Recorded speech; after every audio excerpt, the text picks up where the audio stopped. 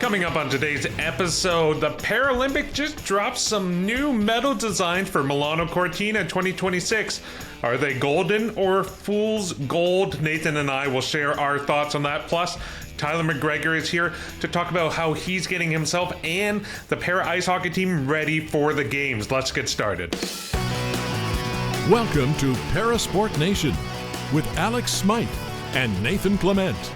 Welcome into PSN. I'm your host, Alex Smyth, as always joined by Nathan Clement, my co-host and partner in crime. Nathan, you didn't get much sleep last night. It was a pretty long day for you. What the heck happened? Where did you end up? Because I have so many questions, so few details. Fill me in, please. I got a little tour of Vancouver General Hospital last night.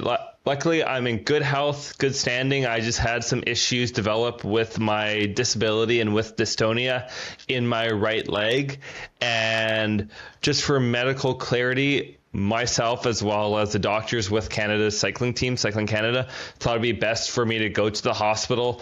But I got there at 1 o'clock in the afternoon. I did not leave till 11 p.m. So it was a full day in the hospital, but we got more clarity and more understanding, and my health today versus yesterday or even the last couple days is improving. So that's a victory at the end of it.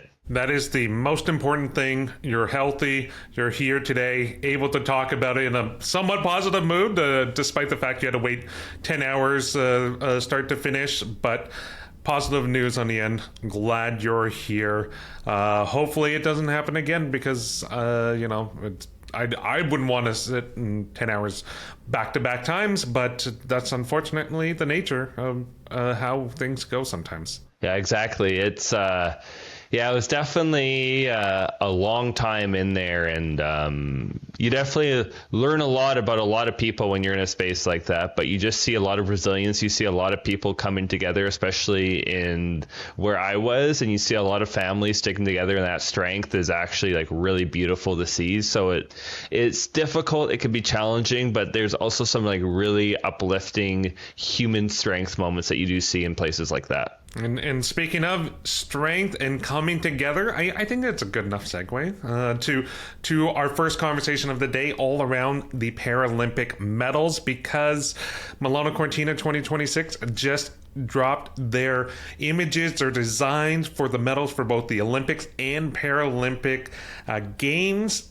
To say it plainly, they are simplistic, and basically they are a circular design with one diagonal line down the middle with a texture on one half of the medal that is a bit rougher and the smooth side on the other, with the emblem for either the Olympics or Paralympics smack dab in the middle. This is what the Paralympic website said to describe the medals. I got the quote here. The medals of the Milano Coritna 2026 feature an essential design that places the motion and teamwork at its core, symbolizing not only the union of two host cities, Milano and Coritna, but also the soul of victory and what it requires to achieve it. Nathan, did you get the soul of victory from this design sense?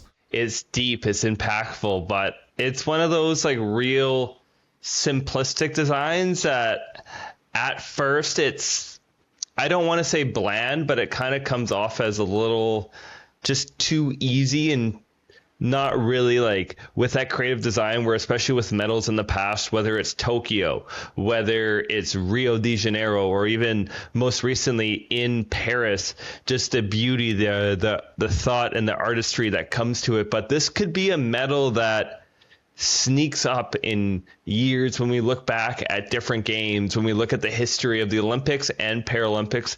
It could be one of those medals that have that simple, clean design. But Alex, do you have like an all-time medal or an all-time trophy that stands out to you as like your favorite amongst all sports? Ooh, like one I've won or just one that I appreciate? Because I haven't won much in my time, Nathan. Well, one you appreciate, or if you were an athlete you would love to win. Okay, so there's two directions. Not really medals, but trophies. Trophies are just things of beauty. I like the big, grand kind of image of an athlete holding a massive trophy up. my two favorite sports, hockey, football. The Stanley Cup is so elegant and so grand, and I love the fact that you can go through, you can see all the previous winners literally etched onto the trophy, the years. I love that symbolizes the history. But with the NFL, the Lombardi Trophy, you have such a clean simplicity of like a base with the shape of a football on its head in silver, and it just stands so shining and bright. It's hard to beat the simplicity of a design like that. I don't think the medals are in that same category for Milano Coritna, but what about you? What is your favorite medal, trophy, or award? I think the Stanley Cup will always be that number one crowning kind of jewel that you have amongst of all sport. As you say, just the design, the detail, the honoring of past champions, especially like once you get to the upper bowl and you see all of these names in that scarlet kind of rim and that scarlet trophy there's so much just beauty to it and design. But to go a little like outside the box, there's some goofier ones that I love too. I'm a big college football fan. I love the Pop-Tarts Bowl trophy, just how you get like a Pop-Tart on a trophy on a cup, but there's also so many great championships out there. I think amongst like all sports that really stand out, that really shine. It's one of those beautiful things, but there's even some like Olympic, Paralympic medals that really have that art, have that kind of beauty and design, where I think Milan kind of misses the mark now, but it could be one of those things, as I said earlier, that really stands out in years to come. Yeah, so for me, I'm going to place the medals right now in the Fool's Gold category. Gold or Fool's Gold, it's a Fool's Gold. I am not a huge fan of the medals. I think they're too simplistic, and you can have simplistic design, but it has to make sense to me. The look of it doesn't automatically scream, oh, this is representing Milano and Cortina together, etc. I think there could have been a bit more creative design, especially for, a fashion forward city like Milan, which is world renowned. You would have figured there would have been a bit more design taken into it. So your final thoughts on it. Is it gold or Fool's Gold? Fool's Gold. Okay. But yes, it could be gold. It could be golden down the line. It could be a collector's item. Yeah. No one wants it. They get rid of it, and then it builds up in value decades later, and everyone wants one.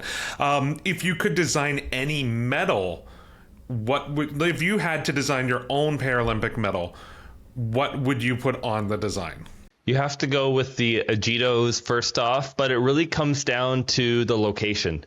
Like where the games would be. Like if we were to redo Vancouver, let's say Vancouver has a summer or winter games, I would say really bringing in that beauty again, the pageantry, the artistry of this region. So having maybe timber, having the mountains, as well as honoring the indigenous roots of this land and really crowning that, but also really just making sure the design sticks out. Like one that really comes to mind is Sochi, how in 2014, where little parts, there was like little triangles all throughout the medal, where maybe it's putting that timber in there, putting that wood, or even having like an animal from the region, like a salmon, something like that, something that really stands out and letting it shine with the beauty of its region.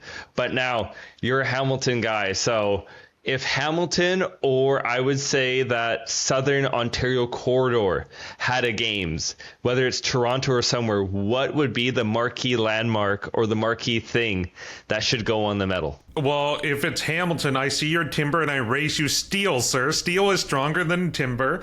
Steel's going to be represented for Steel Town, the hammer. I'd love to see some kind of callback to the industrial nature if we're including Toronto. Maybe you got some of that iconography of whether it's like the Toronto skyline, or maybe you do something a bit more eloquent and have the design of the Great Lakes, because the Great Lakes are so synonymous to Southern Ontario. I mean, we're literally surrounded by 4 of the 5 of them, but can still reach the 5th one. So I would love to see maybe like kind of a shadow punch out of the medal with the Great Lakes underneath, and you can have some other small local iconography into that. I think that would be really good, and something a bit more broad, like a maple leaf or something like that, to symbolize Canada overall. But yeah, I think you go something timeless like that. I mean, if we had to do an animal, it would most likely be the raccoon, because that is the Southern Ontario animal of note, and have his little bandit face in the corner or something like that. Have an Easter egg or two.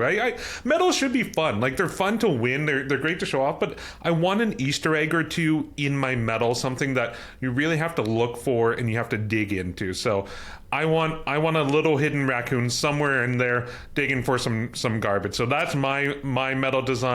That's Nathan. What's yours at home? Let us know. You can leave a comment. You can follow us on Instagram, Parasport Nation AMI. Let us know what your dream medal design would be. Moving on, though, it's time to catch up with the captain of Canada's Paris men's ice hockey team, Tyler McGregor. Had a chance to catch up with him in Toronto at the CPC Media Summit. He talked about the preparation heading in to Milano Coritna and his role as a leader for one of the kind of team to have the most pressure on them to succeed. They've done well, but it's been hard to go up against the U.S. in tournaments. Here's my conversation with Tyler McGregor. Tyler, thanks so much for joining me today. My pleasure. Thanks for having me. So you've been the captain on the team since 2019. What does leadership mean to you, and how has your leadership style maybe evolved since that initial first few days? In terms of what leadership means to me, like I always reflect when I was first named captain, one of my early conversations was with Nick Foligno. And one of the, Mike Foligno was our coach at the time, assistant coach at the time, and connected us really to discuss leadership. And one thing that he said to me right away was leadership's an action. It's not a position. And so you lead through the way that you do things. And so truthfully, like that's where it all starts for me. And that starts with leading yourself in terms of the way you treat people, the way you show up for every day, the way you prepare. And so I would say early on, like my leadership style has certainly evolved quite a bit, especially over the past 5-6 years. Early on, I tried to be everything to everyone. So much so that I stopped being me. I would say, at least that's my own criticism. But then truthfully, like I said, like it's so important to just learn to lead yourself, to be prepared more than anyone else in the world, and to, hopefully impact those around you in doing so. I would say now I really try to take a step back because I'm surrounded by other phenomenal leaders within our team and our program, whether that's players, staff, management, whoever it may be. And truly like try to empower and really engage, make sure everyone feels a part of it, and to really provide autonomy, to provide and make sure that people within our environment have agency to make mistakes, to challenge themselves, to try new things, just to be themselves. Because I think that's what creates a sustainable, successful culture and therefore performances. Well, that's a great response. And you kind of touched on a bit the makeup of the current team. Tell me a bit about the makeup of the current roster, the current Team Canada, and how maybe they compare to some of the other teams you were a member of earlier in your career. Team Canada, as it is right now, is the best Team Canada I've ever played on in my 14-year career. It did not show up in terms of a result at the most recent World Championship, but I don't think that's indicative of what we are as a team. And it's a little bit of everything. Like we have a lot of youth and we have veteran experience that have been to numerous Paralympic Games and everything in between. I think what makes us really special right now is For the first time, we have so much depth within our program. Like, we can put any line on the ice against any other line and have complete confidence and belief in that everyone will do their job collectively. Now, for us, it's a matter of doing that consistently on a night-to-night basis for us to be able to overcome some of our tougher opponents. But it is such a fun team to be a part of. Like, they're great human beings, a lot of fun to be around. But it's also a lot of fun competing when you have complete confidence and trust that everyone's prepared and ready and willing to do their job. So I think we've done a really good job of really accepting roles, whatever those may be, within our team. And sometimes to get that alignment can be quite challenging. And I think that's what separates our current group right now. We had your assistant coach, Greg Westlake, on our program, and he mentioned after the World Championships, there's such a tight turnaround when you then start kind of getting in the run-up to the Paralympics next year. And he described this summer as a summer of discipline for the team in order to stay kind of fit and ready to go. What does the summer look like for you, and how are you going to be prepared come 2026? Well, our off season is almost over, pretty much. We'll be back in the gym full time as of next week, and so yeah, there was a brief moment of rest and recovery, some time with family, to kind of catch our breath, recover physically, mentally, emotionally. But yeah, it ramps up in the gym right away, and then we'll get back on the ice very shortly after that. But with the way next season is structured, the Paralympics happening in March, it's going to be a really short season for us. So it essentially is going to start 2 months earlier than it normally would. And yeah, for the next 6 to 8 months, it's about making the right choices in everything you do in life. And so that starts pretty much right now. And it really is the summer of discipline, because we know that we have a tall hill to climb to be able to win our first Paralympic gold medal in 20 years. Hopefully we can do it again in Italy, but it's going to require a lot of commitment and investment from everyone. What drives you? Because you've had 3 World Championships, 3 Paralympic medals. What continues to drive you and fuel you in this quest for gold?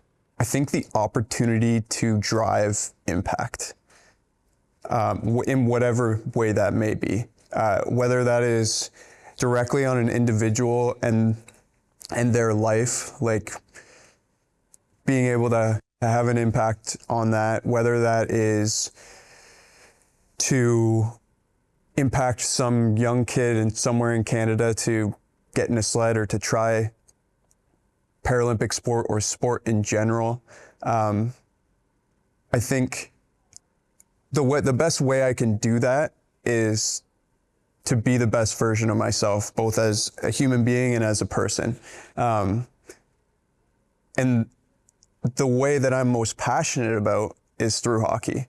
And so really, I think that's what continues to drive me. It's something that I think I'm not even close in terms of the end of the line, and not even close in terms of reaching my full potential in that area. But really, I think I want to show up as my best self, continue to get better for my team, my community, and really the country of Canada, so that we can make an impact, and hopefully that comes in the form of gold. Absolutely. Now, for a few fun questions before we wrap up the interview. Within the locker room, who has the strangest or most unusual superstition? Ooh, it's got to be a goalie, I would say. The goalies are easy ones. It's probably Adam Kingsmill. I can't even think top of mind what's something he does. We actually, surprisingly, and I'm the least superstitious person, but our team is pretty chill on that front in comparison to some other stories of other teams I've heard. But yeah, it's definitely got to be a goalie. I'd say Kingers. Okay, and then who is controlling the music in the locker room? Usually Usually DJ Armdog, so Rob Armstrong. He's pretty typically our DJ. Dom Cozzolino takes over the aux quite a bit. We try to keep it out of Vincent Boyley. We leave that responsibility to someone else. Although he is a DJ and is in his other life at home, so we always tease him about that. But I'd say 90% of the time is Rob Armstrong. And for you, what is your go-to pump-up song pre-game or pre-competition? Oh, go-to. I actually, I was joking earlier, I listened to smooth jazz pre-game, but I listen to some pretty chill music. Like I love like folk, like I'm a huge Lumineers fan. I love the Teskey Brothers. I don't know if you're familiar with those. But pump-up song, my walk-up song, I'll do this. If I was a ball player, it'd be Return of the Mac by Mark Morrison. Thank you so much for your time, Tyler. I appreciate you sitting down with us. It's been my pleasure. Thanks for having me. And that was my conversation with Tyler McGregor, captain of the Canadian men's national ice hockey team. I mean, Nathan, we've chatted with him a few times. I'm always blown away just how well-spoken, how just insightful he is and introspective, that he can reflect on himself as an athlete, as a leader, but also kind of look towards the future and talk about his team. I think it's really phenomenal every time I get a chance to chat with him. He is a remarkable man, and just getting to listen to that, but also previous conversations with him too, and para ice hockey's tradition and history of captains, of leaders. He exemplifies that and carries on that long legacy that they have had. And just him talking about how this is the summer of discipline and how this work is so crucial leading into the games, and especially with probably that sour taste in their mouth after World Championships. They're going to be determined. They're going to be hungry to succeed and dig deep going into Milano Coritna. I think is a really exciting time for para ice hockey in Canada, and our predictions are hopefully going to come true. Our big, bold, hot takes. But was there any big takeaways from that interview that you had, Alex? So he mentioned something in there that he has kind of said in the past, but I still, I'm always surprised by. He mentioned that this is the best team he's been on in his career, his 14-year career. And let's put this into some perspective. He has been a member of a team that has won 2 silver medals at the Winter Paralympics in 2018 and 2022. He was a bronze medalist in 2014, and there was World Championships in 2013, 2017, and obviously last year, 2024. He is saying this is the best unit out of all of those. I mean, the way that they finished in 2024, had such a strong one, winning the championship. Obviously, this year they lost to the U.S., which is always heartbreaking, but that was on in enemy territory, so to speak. So I understand that. We'll see. This is a great blend of veterans and youth. But what do you make of that content? That this is the best team of his career. That's exciting, and that's really promising just because of the histories, as you mentioned, of what these teams have had in the past.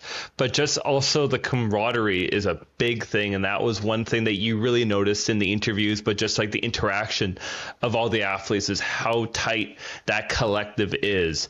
And that's just something that really shines in hockey, but a lot of team sports. And when you have that strong, tight, connected core group of people, it really shows on the ice or whatever playing surface that you do participate on. So I think it's a really encouraging sight and encouraging to hear that this is the best group, this is the best core, and hopefully that summer, hopefully that team chemistry just continues to grow, continues to expand, and it'll lead to great things come Milano Coritna. Yeah, and also the messaging from the coaching is clearly working. The fact it was Greg Westlake on the show. This is a summer of discipline for the boys.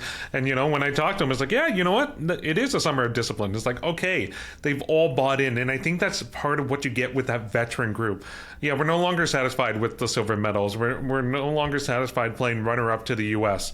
We want to be back on top. We want to be the team to beat and the one that all the other teams look to.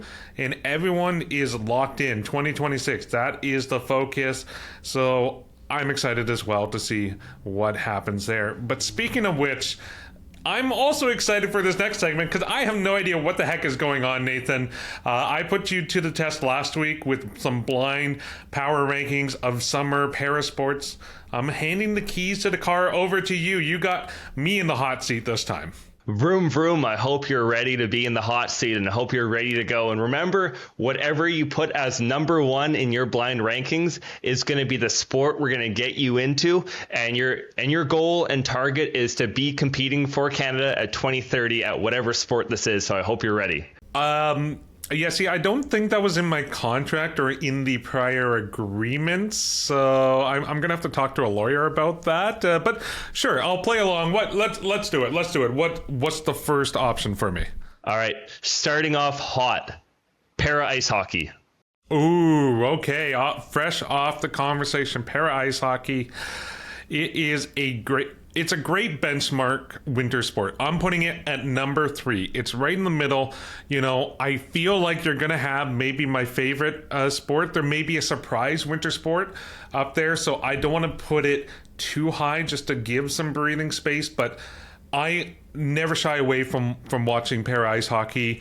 You can do a lot worse than that, but there's one or two favorites of mine that are just a bit ahead of it. So number 3, right in the middle. I like that. Bold to start it off. Now let's go to the mountains. Yeah. Para-alpine downhill skiing. Where do you rank that?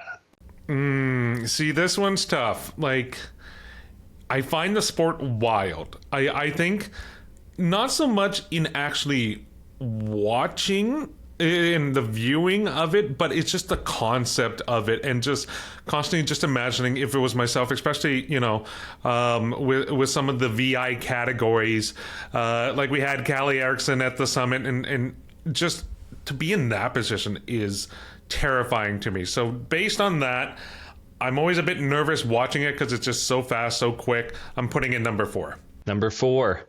All right, so 3 and 4 is taken at the moment. Now, yeah, let's go to the ice sheet. Para bobsled. Oh, see, this is why I kept 1 and 2 open.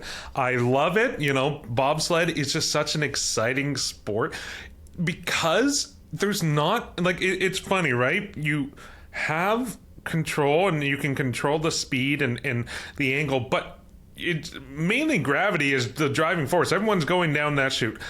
I just find it so intriguing, and I can't fully explain why. I'm going number 2. I'm hedging my bets. So there's going to be a great sport ahead and a terrible sport ahead, or at least my least favorite sport ahead. So I'm hoping that's the case. Otherwise, I've screwed myself with this list. Every sport is beautiful. So at the moment, we got para ice hockey in 3, para alpine downhill in 4, para bobsled in 2. Let's go to Canadian roots, a real Canadian sport, and we've had many friends of the program in this sport. Wheelchair curling, where do you put it? Yeah, I'm gonna get some slack for this. I'm putting wheelchair curling number 5. I appreciate it. It's just when you're actually taking it in and watching it, it is not the most exciting sport to actually watch. And this is why I appreciated when I was able to catch up at Defi Sportif. Oh gosh, God, I'm blanking on his name. Former member of the para ice hockey team and all-time appearance record holder. Why is his name escaping me? Billy Bridges. Thank you, Jeff, from behind the scenes. Billy Bridges. When I talked to him, and he talked about how he wanted to bring in sweeping into the sport to help improve it, I there's a reason why. It's a bit slow. It's a bit simplistic. I like a bit more dynamicism in my sports. So I will describe it that way. I'm going to go with number 5 for wheelchair curling. All right, perfect. So I'm going to give a little breakdown for the viewers and listeners at the moment. In 5, we have wheelchair curling. In 4, we have para-alpine downhill. Number 3 is para-ice hockey. Number 2 is para-bobsled. And this has worked perfectly for me. Number 1. Okay. It was an exhibition sport at a couple Olympics. Ski ballet. Okay. I don't even know what ski ballet is. I've never even come across that, but you know what? Yeah, let's do it. You know, let's add some more flair. Like I purely based off the name alone, the picture it is conjuring up. It's people going down the hill, doing like 360s in the snow, lifting a ski, you know, doing artistic moves. That's going to make the sport more interesting. I'm down. I'm willing to adopt it as my new favorite sport, Nathan. So I don't care if it was just a demonstration sport or not. I accept it. That's a good list. I stand by that list. Fight me on it. I think it's beautiful. Like ski ballet is one of those sports that should have, could have, would have gotten into the games. I believe it was a demonstration sport in Calgary. And it's one of those sports where you got backflips, you got pirouettes on skis, you got athletes using the poles to get around, to do different motions, different movements. It's gymnastics on the snow.